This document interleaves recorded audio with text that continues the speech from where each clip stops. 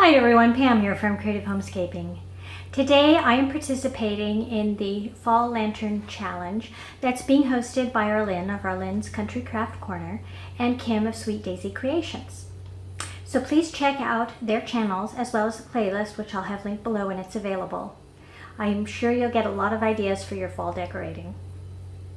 Now I want to let you know I am a little bit deficient in lanterns.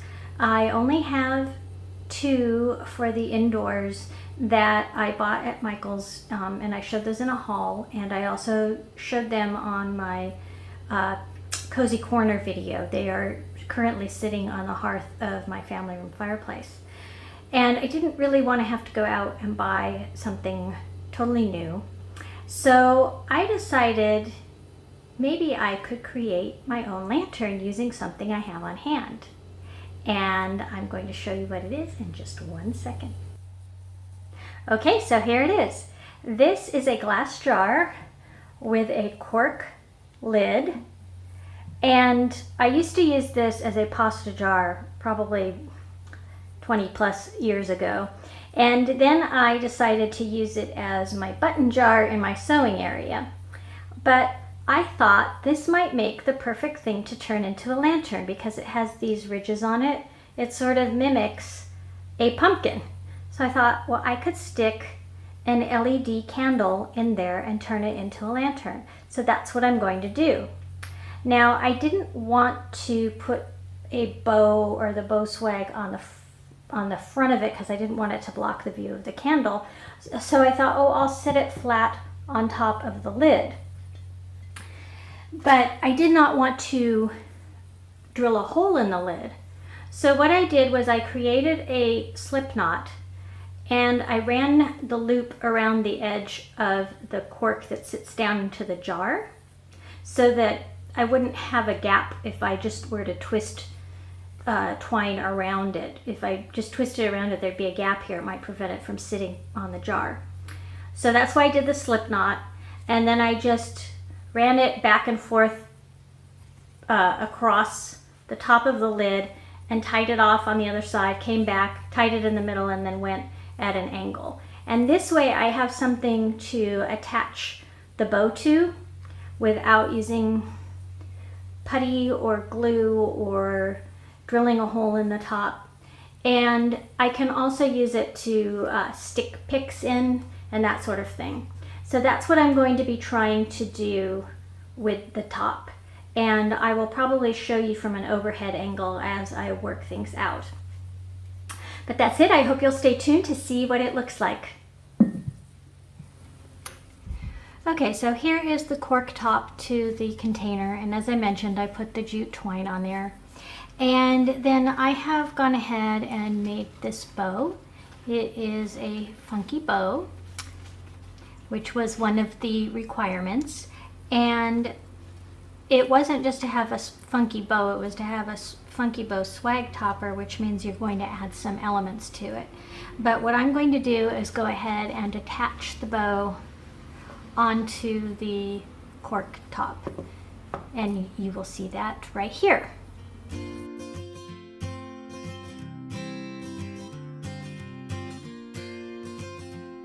So I have a variety of florals that I picked up at Dollar Tree. These I showed in a haul. I might put those in there.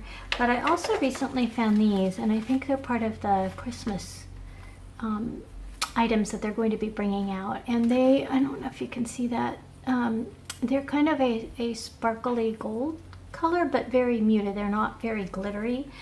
And I think those actually look really nice with this ribbon that I have here. So I may do a combination of both of those. I'm going to stick some in and see how they look.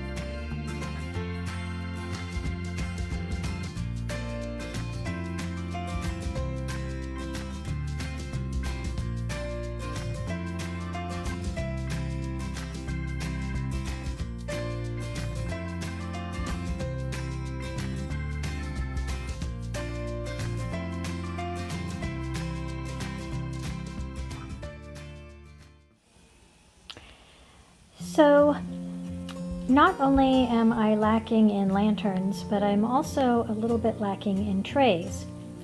I have a fair number of silver-plated trays at my house, but I don't really have many non-silver trays. And I've pretty much used them up. And then I realized I do have some more trays. Now what you're looking at right here is an end table in my bonus room. And it looks just like a table. Here's a side view of it. But in reality, this top part here is a tray that you can lift off and carry around and use different places. As you can see, it's a little hard to see because the sun is really shining brightly right here. But I do have two of these. I have one on each side of my sofa in my bonus room. So this is what I am going to be using as the tray portion of this fall lantern centerpiece. So you had to have a lantern, you had to have a funky bow topper or swag, and then you had to have a tray. Once I get it all set up on this tray, I will show you what it looks like. Okay, so here is a look at my tray sitting on its table, and I had to move it away from the couch because it was just too bright in the area where it normally sits for me to film. So I have put the lantern here on this side, and you can see I have the candle lit, and I used some of the florals that I stuck into the bow topper also to create a candle ring in the bottom of my lantern. And then down here on this side of the lantern, I have two pumpkins I found at the Target dollar spot area, and they are kind of a taupe color. In some lights they look more gray, and others they look more brown. And then they have these coppery stems on them. And I have another one on this side. And then I have this sign that has taupe gingham check around the edges, and it just says "Hello Fall." And as I've mentioned before, my bonus room has kind of neutral decor with touches of blue in it. So I used that same blue and green polka dot ribbon I got recently at Costco, along with some plain burlap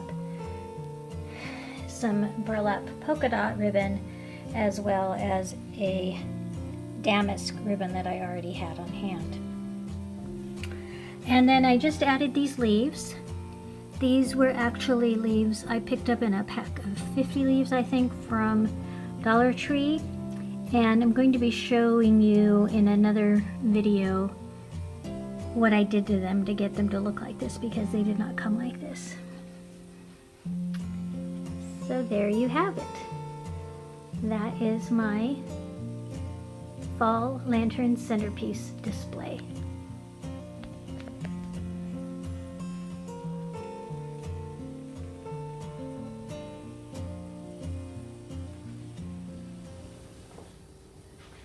So I hope you liked my fall lantern centerpiece display and how I had to creatively come up with a way to meet this challenge, since I am lacking in lanterns and lacking in non-silver trays. So I'd like to thank Kim and Arylnn for really challenging me with this challenge. And please be sure to check out the playlist of the rest of the participants, because I'm sure it will give you lots of ideas. I know I always get a lot of decorating ideas from watching those sorts of videos, which is one reason why I thought I would get back and start my own channel.